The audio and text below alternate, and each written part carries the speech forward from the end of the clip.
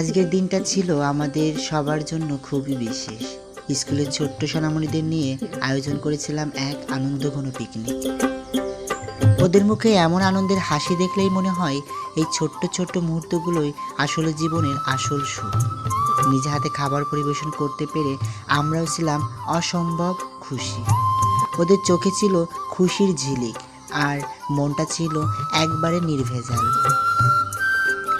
প্রতিটি খাবার আর প্রতিটি মুহূর্ত ছিল যত্ন আর ভালোবাসা। এই বয়সে ওদের জন্য একটা সুন্দর স্মৃতি গড়ে দিতে পেরেছি, এই অনুভূতিটাই সবচেয়ে বড় পাওয়া। শুধু পড়াশোনা নয়, ওদের মনেও ছোঁয়া লাগুক আনন্দের, ভালোবাসার। আজকের এই পিকনিক শুধু একটা খাওয়া দাওয়ার দিন ছিল না, এটা ছিল বন্ধন করার, ভালোবাসা ছড়িয়ে দেওয়ার একটা দিন। এই ছোট্ট পাখিরা একদিন অনেক বড় হবে, তাদের মনে আজকের এই দিনটা যেন রঙিন স্মৃতি হয়ে রয়ে যায়, এই কামনাই করি। ভালো থেকো ছোট্টরা, আমরা আছি সবসময় তোমাদের পাশে।